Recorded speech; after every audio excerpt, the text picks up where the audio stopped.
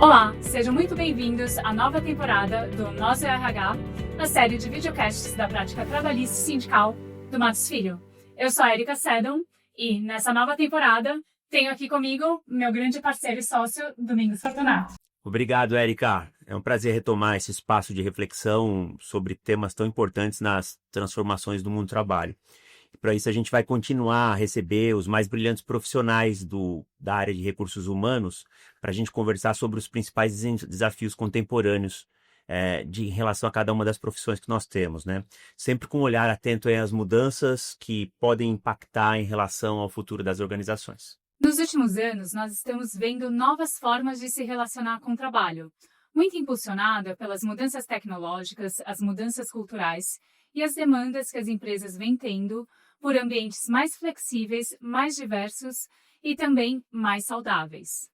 Nesse nosso primeiro episódio, nós vamos dar início a uma série de conversas para aprofundar a discussão sobre os desafios e oportunidades da liderança contemporânea nesse cenário marcado por uma aceleração tecnológica e pela implementação da inteligência artificial no nosso dia a dia de trabalho.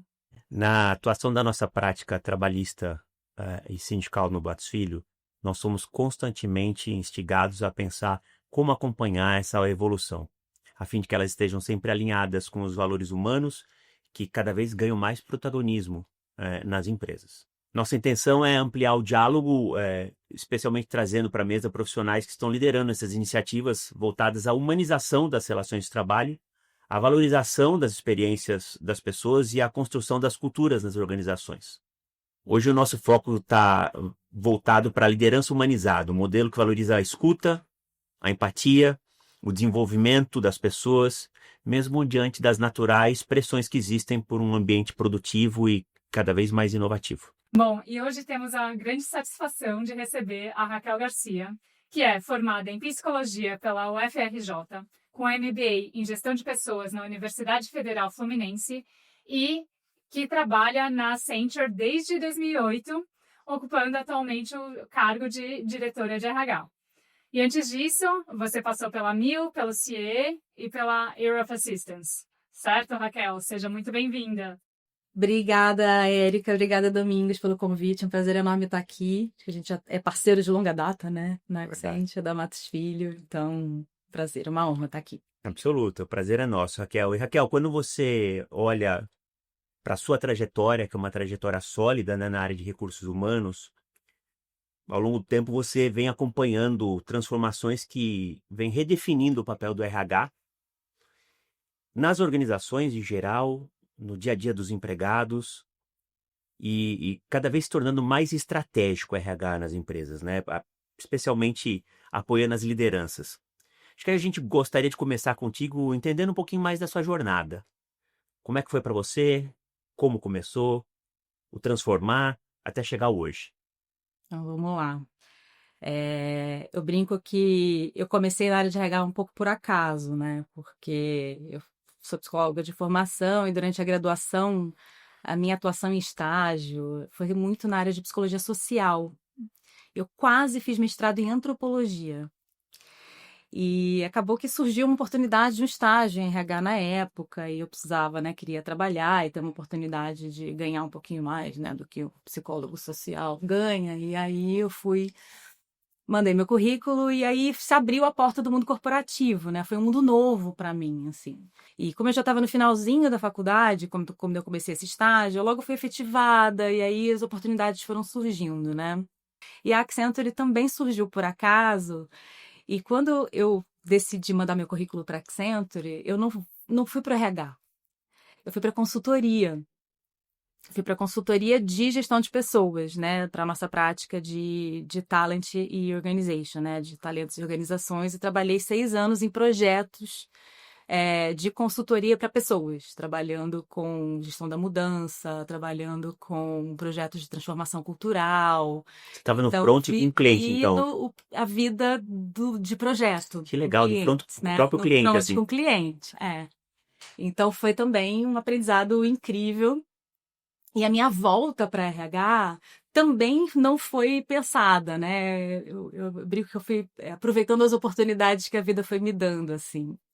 E Eu já tinha 2 filhos, né? Meus 2 filhos nasceram na Accenture, eu entrei na Accenture em 2008 e vivi esse mundo de consultoria. E chegou um determinado momento em que a gente tinha, circunstancialmente, não tinha locação no Rio naquele momento, eu não queria viajar, estava com o neném pequeno. E aí surgiu um convite, na verdade, né? Para eu migrar da consultoria para ser business partner de RH da unidade de negócio que eu fazia parte, né? Na época. Uma portinha que se abriu que fez muito sentido e eu comecei a atuar no RH da Accenture, aplicando para as nossas pessoas, né, o que a gente fazia em projetos. Mas acho que a consultoria me deu uma veia muito de olhar crítico, no sentido de estar o tempo inteiro pensando em melhoria, né? Como é que a gente pode melhorar o processo, traz transformações estruturantes e aí já foram 11 anos de RH na Accenture, né? Então passei como business partner de diversas unidades de negócio a nível América Latina, liderei a nossa área de recrutamento a nível Brasil. E aí, há 2 anos e meio, mais ou menos, eu estou na liderança do RH no Brasil. Só para que a gente tenha aqueles que conversam e nos ouvem agora, Raquel, entendam, nós estamos falando de quantos empregados no Brasil? A gente está com 18 mil no Brasil. Você ba- contava a Vanad, né, que é uma empresa do grupo, mas que tem uma estrutura de RH própria, né? Com a Vanad seriam 20 mil pessoas no Brasil. É gente para administrar, né, Raquel? É. Quando você olha a sua carreira, essa sólida carreira, e vê a evolução do RH, não só da Raquel, mas do RH, como papel, como instrumenta, como ferramenta estratégica para gerir pessoas. O que você vê de evolução? O que você vê que era e foi sendo moldado para agora? Eu acho que, vamos lá, eu acho que essa resposta ela tem um viés que pode ser talvez aproveitado de uma forma mais genérica, que os CEOs das empresas, independente do segmento da indústria, colocam desafios de pessoas como principal preocupação. Então, a verdade é que é uma preocupação real do board, do CEO, dos VPs das empresas, como é que a gente atrai os melhores talentos, como a gente retém os melhores talentos, como a gente desenvolve, como a gente responde às novas demandas de mercado em termos de habilidades, competências, né, com o avanço tecnológico. E eu acho que, principalmente agora, aterrissando no momento atual que a gente está vivendo, né, de uma disrupção tecnológica sem precedentes, né, que nunca foi tão rápida, que hoje a gente vive um momento em que a evolução tecnológica ela acontece numa velocidade mais rápida do que o ser humano é capaz de aprender. Então, isso traz também pressões muito diferentes e outros tipos de disrupção para as próprias empresas, né? O que a gente está vivendo hoje, eu vejo, né, como uma revolução tecnológica, mas que ela tem muito mais a ver com a adoção dessa tecnologia pelos seres humanos do que a tecnologia em si. Eu acho que a gente tem uma super oportunidade na mão, falando agora da área de pessoas, né, de realmente ser advisor da liderança nesse processo. Se a gente conseguir colocar a discussão no lugar correto e entender que essa mudança ela é da ordem de cultura, ela é da ordem de habilidades, de desenvolvimento, reskilling, né? Eu acredito muito, e o posicionamento da Accenture é muito assim, que essa revolução ela é human plus machine. Esse é o nosso posicionamento. A tecnologia em si, ela é só uma máquina. Ela está a serviço de quê? É uma ferramenta. É uma ferramenta. Para que ela serve, né? Ela serve a gente, né? Sim. Então, como é que a gente usa isso a nosso favor de uma forma não só em que a gente consiga delegar para a máquina o que a máquina faz melhor do que a gente, como a gente potencializa as nossas competências humanas, que são únicas e que a máquina nunca vai substituir, né? Então, eu acho que a gente está nesse momento, né? O RH ele vem se posicionando ao longo do tempo muito numa agenda de desenvolvimento humano, desenvolvimento de liderança, as discussões de talento elas foram ficando mais importantes nas organizações, né, ao longo do tempo. E aí acho que teve várias eras de RH aí, de olhar para desenvolvimento, treinamento, trazer preocupação com carreira, como é que dá oportunidade de crescimento, como é que desenvolve as pessoas, como é que paga de uma forma competitiva. E eu acho que a gente está numa era em que a gente tem também uma disputa por talentos muito maior. Isso é bacana, se você me permitir, como formação de psicóloga que você tem, que é riquíssima quando a gente consegue integrar o entendimento do ser humano, ou da mente humana. Existe uma questão geracional ou isso é um mito? Existe algo que se criou como um paradigma e que se dá muita desculpa para ele? Ou existe de fato algo que é geracional para efeito de essa proposição de valor? Eu acho que tem mitos e verdades, né? Eu acho que tem. Primeiro, vamos desmistificar uma coisa que é a maioria das pesquisas geracionais que são publicadas, elas são de fora do Brasil. Então, acho que a gente precisa localizar a discussão dentro da nossa realidade, né? E o Brasil tem uma diversidade já inerente, né, à população brasileira. Então, eu acho que tem questões que talvez não sejam tão verdades aqui quanto são, principalmente pensando na nossa desigualdade social, né, nas questões todas de diversidade que a gente tem no Brasil, não é tão igual, né, quando você compara com a realidade americana, por exemplo, norte-americana, por exemplo. Então, acho que já tem que... Mas sim, tem questões de diferença geracional. É interessante entender, principalmente, os contextos culturais e socioeconômicos de cada geração, né? Assim, óbvio que a geração do pós-guerra viveu uma realidade diferente da geração que veio depois, né? Então, tem coisas que são interessantes de observar na relação com o trabalho, né? O quanto uma geração buscou estabilidade, a outra já começou, né? Os nativos digitais da geração Y já trouxeram novas competências, novas habilidades, mais facilidade de adotar mudança do que as gerações anteriores, né? Uma relação diferente com o trabalho, talvez de menos vestir a camisa da empresa e mais olhar o trabalho como um meio para eu ter minha vida. Exato. Né?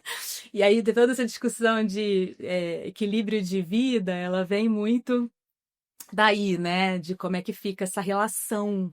É uma relação transacional, porque antigamente as pessoas davam sangue pela empresa, não tem mais aquele compromisso. Aí vem, né?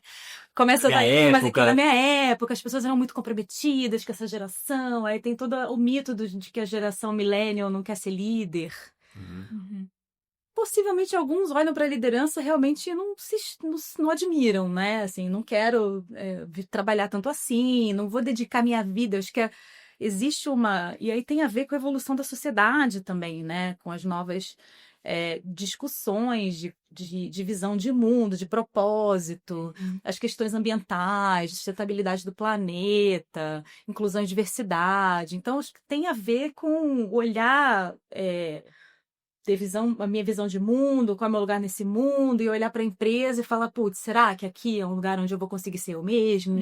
Será que aqui é o lugar onde eu vou conseguir me conectar em termos de valores com o que eu acredito ou não? Porque também até que ponto eu estou disposto... Você encontra menos disponibilidade de abrir mão, né, do que você acredita, dos seus valores, das gerações mais novas. O que eu acho bonito, e na Accenture, no debate... etário, geracional, a gente até tinha um programa que começou com um foco em 50 a mais, né? Que a gente chamou de Grandmasters, que era como é que a gente traz mais diversidade etária, nossa população é muito jovem, a gente precisa de gente mais madura para dar uma equilibrada e tal, começou assim, e aí evoluiu para um pilar geracional. E aí agora a gente já discute esse cross-generation e como é que essas relações coexistindo no mercado de trabalho, como é que funciona essa dinâmica. E a nossa conclusão é muito de que as gerações, elas podem aprender muito, né? Umas com as outras, assim. Então, você tem características que sim, a gente observa de uma forma mais consistente quando você olha a geração Baby Boomer ou a geração X, e a gente olha quem está entrando no mercado de trabalho agora, claro que tem diferenças culturais. importante, né? Mas jovens têm, sei lá, dizem, né? São mais ansiosos, mais imediatistas, né? Querem crescer rápido e não tem aquela calma de esperar. Mas olha que legal você ter alguém mais maduro que consiga dar um pouco de coaching, assim, né? E de exemplo e segurar um pouco a ansiedade, né, da galera mais jovem, mas ao mesmo tempo você vem com competências novas, né? A galera que está saindo da universidade agora já teve aula de inteligência artificial na faculdade. Sim, sim. Não, Já usa, né? Assim, já usava antes de entrar no mercado de trabalho, né? Imagina quem. O que eu estou ouvindo muito aqui é uma questão de adaptabilidade, né? Assim, acho que a palavra hoje em dia é adaptabilidade.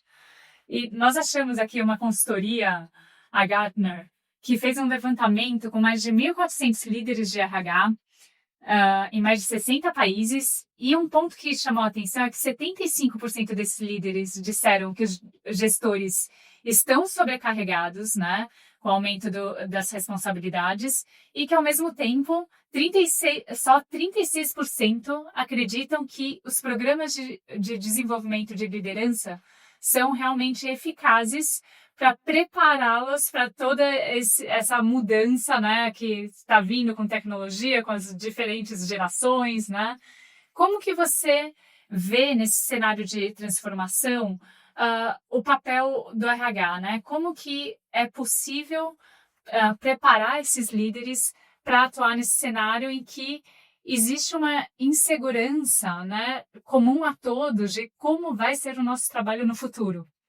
A gente ser líder, eu falo muito isso, né? Que ser líder hoje não é fácil, não, né? Não é uma tarefa nada fácil. Por quê? Porque a gente tem 4 gerações convivendo no mercado dentro da empresa, a gente tem um mundo numa velocidade de mudança muito grande, muito intensa, né? Mais rápido do que as pessoas dão conta de aprender, né? E é muito engraçado, a gente fala de liderança humanizada, né? Como se a gente precisasse humanizar um ser humano. Mas a lógica do mundo corporativo, ela é uma lógica que visa lucro, normalmente, né? Então, é o resultado, é uma linguagem muito financeira. Então, o recurso, né? O recurso humano e tal. Só que a gente não pode se esquecer de que a gente precisa das pessoas para chegar no resultado, né? Então, sem trazer o time junto, não vai chegar, né? Então, essa é um pouco dessa consciência. Mas eu vejo também que a liderança está cansada. Quando a gente abre esses espaços de diálogo dentro da organização, a gente percebe também que, de novo, o tema de gerações, né? A educação tradicional não preparou também o líder, né? A liderança de meia idade hoje, com ferramentas de autoconhecimento, com ferramentas de autopercepção, de autorregulação, com uma consciência de que eu controlo a forma como eu ajo. Eu não controlo o que eu sinto, mas eu controlo o que eu faço. Né? Então, assim, faltam essas ferramentas, muitas vezes, né? Para essa gestão. E é importante, assim, né? Eu não posso, não vou dar receita de bolo aqui para ninguém. Posso falar um pouco da experiência da Accenture, né? Que é a experiência que a gente tem vivido lá. Eu vejo uma necessidade importante da gente estar o tempo inteiro olhando o desenvolvimento de liderança de uma forma intencional. Por quê? Porque a gente tem líderes que cresceram, né, num ambiente em que hoje eles têm desafios diferentes dos desafios que eles tinham quando eles se tornaram líderes no passado. A gente tem líderes muito jovens que, né, às vezes não têm a vivência ou a maturidade para lidar com determinadas situações. A gente tem os líderes que se tornaram líderes por uma questão de carreira, mas não têm exatamente também o preparo ou as ferramentas para fazer uma gestão adequada. Então, é importante letrar. Eu acho que é importante que as empresas tenham uma direção, né? Lá a gente tem o que a gente chama de essência da liderança, que são atitudes esperadas das nossas pessoas, principalmente dos nossos líderes, né?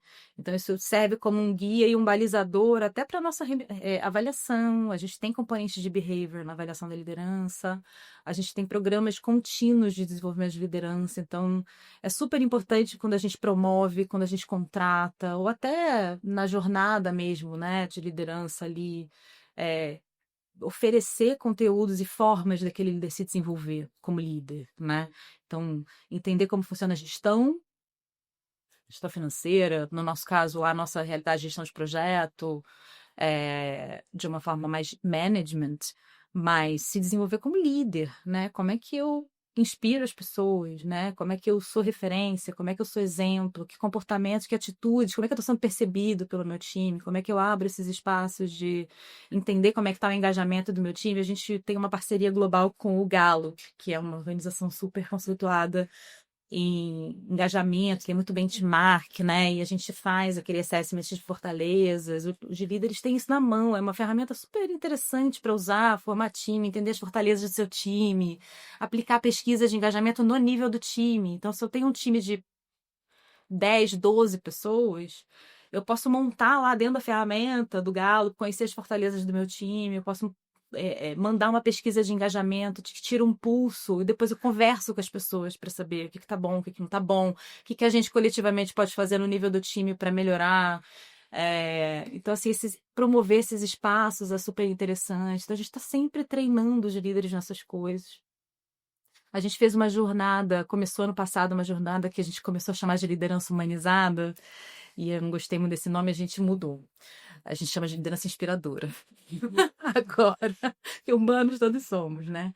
Mas que tem muito a ver com olhar para dentro e olhar para fora com empatia, né? Então, acho que tem... ser líder é ser exemplo, né? O tempo inteiro. Eu falo dos líderes que, querendo ou não, eles são a referência do time, pro bem e pro mal, né?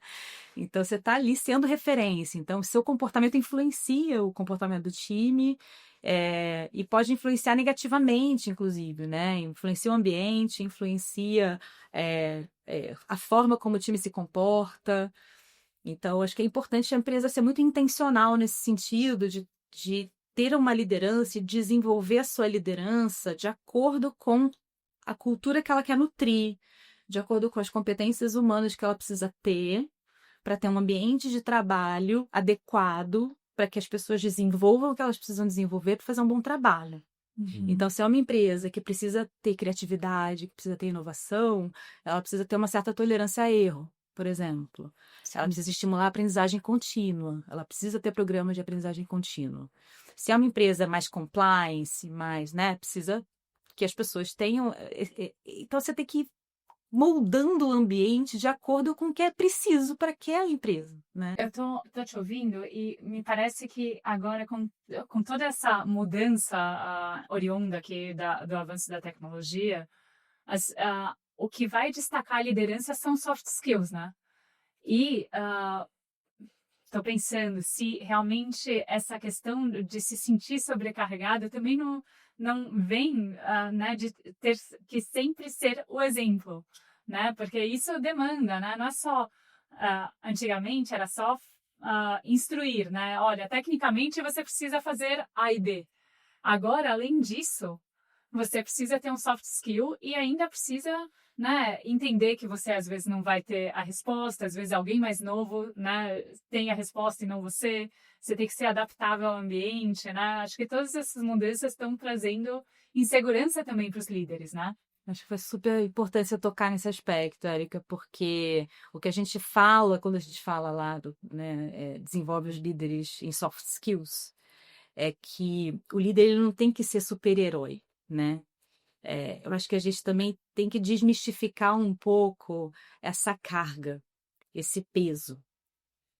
O líder ele não tem que ter todas as respostas o tempo todo. Ele não tem que estar bem o tempo todo. Ele é humano. Né? Ele também pode pedir ajuda. Ele precisa, por isso que ele precisa se perceber. Ele precisa perceber quando ele não está dando conta. Ele precisa perceber quando ele não está legal, quando ele precisa de um time out. Tudo aí precisa juntar em mão. Eu acho que a vulnerabilidade. Hoje a pessoa se torna mais vulnerável. Ser vulnerável antigamente era algo ruim para um E líder, agora né? é um superpoder. Agora é um superpoder, porque não tem coisa que conecte mais um ser humano com o outro do que a vulnerabilidade. Então, é óbvio que no ambiente corporativo isso é mais difícil. As pessoas têm muitas camadas, têm muitas máscaras, né? Tem a questão da performance. Eu não quero mostrar que eu não estou bem. Mas também é muito potente, é muito inspirador o líder que se cuida e que tem essa visão do tipo, opa, né? Preciso me regular aqui. O que está desequilibrado na minha vida, né? Eu estou dormindo bem, eu estou comendo bem, eu estou me exercitando. Que pilar que está capenga? Porque isso tem um preço, né? Essa coisa de tentar ser herói o tempo todo tem um preço muito alto a se pagar. Será que está valendo a pena? E aí eu vejo muitas trajetórias de pessoas que já estão lá perto da aposentadoria ou no determinado momento da carreira que olha para trás e sente culpa, sente angústia, porque, putz, abriu mão de um monte de coisa, né?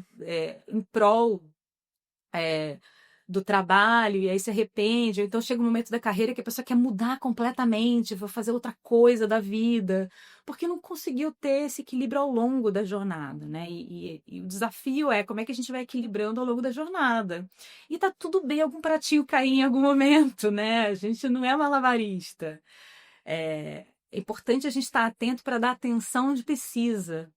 Porque depois, se a gente esticar a corda, uma coisa que a gente fala muito de saúde mental, né? A gente tem um programa de saúde e bem-estar, que é o Fique Bem, que a gente até fez um relançamento, a gente chamou o Clóvis de Barros lá, fez um relançamento do programa esse ano, foi super legal, e a gente tem trazido vários aspectos de saúde e bem-estar, né? No conceito de você precisa estar bem de uma forma holística, né?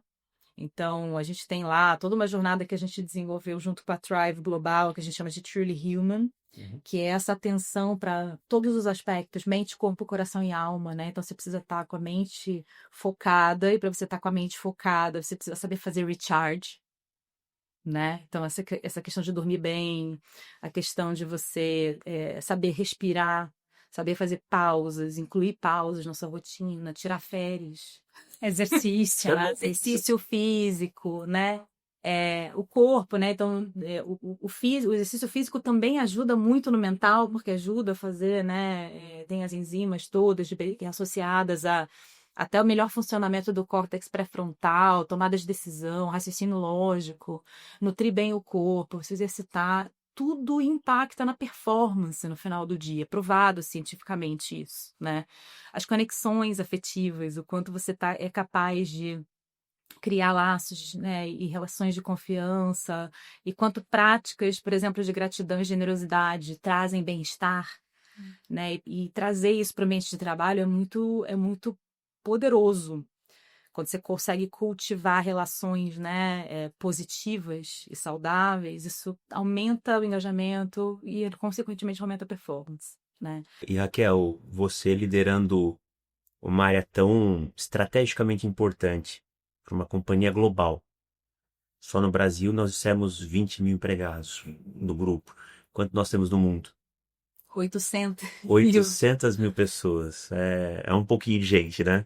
Gente, pra caramba. Quando a gente pensa numa empresa que investe tanto em capacitação de liderança, inteligência artificial, e que valoriza tanto a inclusão, a diversidade, que tem todos essas iniciativas bem estruturadas, mas ela faz em um aspecto global, numa escala global. Como é que chega o pomelo, que não temos no Brasil, e vira e fala, transforme agora numa jabuticaba. Pega uma fruta gostosa que é lá fora, mas temos as questões de restrição de legislação, cultura, uma série de questões que você conhece melhor que eu. Como é que lidar com isso, Raquel? Como é que você traz essas políticas macro globais? Como é que é a aplicação dela no cenário brasileiro? Eu sempre falo que tem as dores e as delícias, né? De ser uma multinacional, de ser uma empresa global, ou ser uma empresa local. Eu acho que a grande vantagem é que você, assim, pensar globalmente te traz uma escalabilidade, né, das coisas e, ao mesmo tempo, uma visão muito de melhores práticas globais, né? Então, assim, as referências, elas são muito incríveis do ponto de vista de melhores práticas, de melhores ferramentas. Então, acho que... E a Accenture, como é uma empresa que trabalha muito com tecnologia, com inovação, né? Empresa de consultoria, essencialmente, tem esse ambiente pulsante, né? De aprendizado, de desenvolvimento, e essa rede global, ela potencializa isso num nível muito interessante, quando você pode ter contato com pessoas de referência de qualquer tema, que são uma sumidade, PhD, formado em Stanford, a gente faz coisa com Stanford, a gente faz coisa com MIT, a gente faz coisa com Harvard, Singularity University. Então, assim, a gente está bebendo das melhores fontes do que há de mais novo, de mais incrível. Então, acho que essa potência, tem um valor, assim, muito legal. Muito legal. A troca, ela é muito rica. Então, e o tamanho, né, possibilita que a gente tenha programas também e capacidade de investir em coisas muito interessantes, do ponto de vista de atração de pessoas, treinamento, desenvolvimento. E aqui no Brasil, claro que a gente tem desafios, né? Às vezes vem uma coisa que não encaixa exatamente na nossa necessidade, ou a gente tem requerimentos muito específicos da nossa legislação que a gente tem que cumprir, que não necessariamente é a realidade em outros países, né? Acho que a nossa legislação trabalhista, ela tem uma complexidade diferente no Brasil, né? Verdade. Quando a gente compara com outros países. Eu acho que todo mundo que está em empresa multinacional, que tem gestão fora do Brasil, sofre de desafios parecidos, né? E aí a gente tem o nosso CEO aqui, né, o Rodolfo, ele tem uma terminologia que eu gosto muito, e ele usa muito isso, que faz muito sentido na nossa realidade, que ele chama de Freedom in a Framework, né? Então, assim, sim, a gente tem, uma empresa global que tem gestão fora, né? Então, assim, aqui no Brasil a gente é uma filial, né, do global, então a gente tem que seguir políticas, diretrizes, né, direcionamentos. Então, é uma empresa de capital aberto. Então, isso traz algumas limitações. Mas aqui dentro desse limite, a gente tem uma liberdade de atuação. Então, como é que a gente usa essa liberdade de uma forma propositiva e que resolva os problemas locais, né? Eu gosto muito do conceito pensar globalmente e agir localmente. Eu acredito muito dessa forma, né? Então, a gente aproveitar o que tem de melhor lá, né, do global, lá fora. A gente tem centros de excelência, o nosso RH tem uma estrutura bem matricial, onde a gente tem times locais, a gente tem times regionais, a gente tem times globais, a gente tem centros de excelência de cada um dos subsistemas de RH, que estão o tempo inteiro fornecendo e dando de mão beijada pra gente um monte de coisa muito interessante, assim, de treinamentos incríveis, né? A gente está com uma jornada agora de inteligência artificial desenvolvida junto com o Stanford. É muito legal, né? Por outro lado, a gente sabe que na nossa realidade a gente tem um percentual de pessoas que não têm inglês. Então, assim, a gente precisa garantir que o treinamento tenha legenda. A gente precisa garantir que seja acessível, né? A gente tem pessoas com deficiência de todo tipo. Então, como é que a gente garante que os treinamentos são acessíveis? A gente tem uma baita briga com o Global várias vezes, porque precisa que o treinamento seja acessível, e não é. Deficientes visuais, às vezes, não conseguem acessar. Como é que a gente traz acessibilidade? Então, tem todas essas questões, né? A gente é o tempo todo atravessado por questões globais, e nem sempre a gente tem as soluções globais prontas para atender a nossa necessidade, né? Então, pegar um sistema global e dizer que a gente tem que ter um campo chamado CPF, já começa por aí o imbróglio, né? Mas é uma necessidade. Então, assim, vamos customizar, vamos fazer. Para o Brasil tem que ter. Então, assim, eu sou a chata de plantão, né? Que tem que estar o tempo todo pedindo customização das coisas. Mas acho que faz parte do meu papel também, né? Para garantir que a gente tenha práticas alinhadas à nossa necessidade. E eu acho que é isso. E eu tenho um privilégio também de ter uma liderança que apoia, né? Então vamos junto, né? Pleitear pelo que a gente acha que faz sentido e pelo que a gente entende que faz diferença no final do dia. Muito legal. Raquel, eu tive uma grande oportunidade que foi ouvir o Yuval Harari, o historiador israelense, numa palestra há algumas semanas, e ele estava falando sobre o tema do livro novo dele, o Nexus, né? Que é sobre o impacto da inteligência artificial na humanidade. E daí ele estava falando que ele estratificou os trabalhos, né, como trabalhos intelectuais, de cuidados e manuais. Ele falou, intelectuais vão ser os primeiros a serem dizimados. Então, eu e Domingos aqui ficaremos desempregados, né? Mas ele falou também que os trabalhos que vão permanecer são aqueles que combinam essas capacidades, né? Então, a intelectual com o emocional, o emocional, né, com o manual. Como que você vê essas diferentes capacidades, essas conexões, né, essas interseccionalidades entre os trabalhos impactando no futuro? Eu tenho um ponto de vista que, de certa forma, ele está alinhado com o ponto de vista da Accenture, que é a fonte que eu bebo todos os dias, mas a gente tem estudado muito, lido muito, tentado se informar de tudo que tem sido falado, publicado, né? Eu não li esse livro especificamente que você está citando, mas existe uma inquietude geral no mundo de tentar se antecipar ao que vem, né? Então, qual é o tamanho da disrupção, como ela vai se dar, e tem muitas especulações de toda a ordem. Tem muita gente falando muita coisa e trazendo uma visão de que, né, pare de contratar empresas se posicionando assim, pare de contratar humanos. Caramba. Contrate a fulana, que é uma inteligência artificial, uma agente digital. Eu não acredito, eu não vejo esse mundo como um mundo interessante do ponto de vista da nossa espécie, né? Sobrevivência da nossa espécie. Não queremos isso. Eu acredito muito que a inteligência artificial, ela sim vá disruptar muitas tarefas, né? Mas eu vejo muito uma mudança no nível da tarefa e menos no nível da profissão, né? Eu acho que as profissões elas vão mudar. A forma como a gente usa a tecnologia vai mudar. O tipo de atividade que o ser humano faz vai mudar. Porque vai ter a tecnologia que vai fazer automaticamente, né? Vai analisar uma quantidade absurda de informações e cuspir um resultado muito rápido. Vai ter autonomia, né? A ideia dos agentes digitais é isso, né? Você programar agentes que consigam atuar como se fossem pessoas, tomando decisões. Até que ponto você pode delegar essa decisão para uma máquina? Quando ela chega no impasse, ela vai tomar uma decisão estatística. O quanto essa decisão vai ser ética? Não, é baseada foi né, na programação dela, que você não sabe, né? Ou na autoprogramação, inclusive. Exato. Então, assim, a gente não pode perder o controle desse negócio, né? Então, qual é a governança que precisa ter? Eu vejo muito a inteligência artificial ainda como uma ferramenta que sim vai trazer muita automação para muita coisa, né? E vai tirar.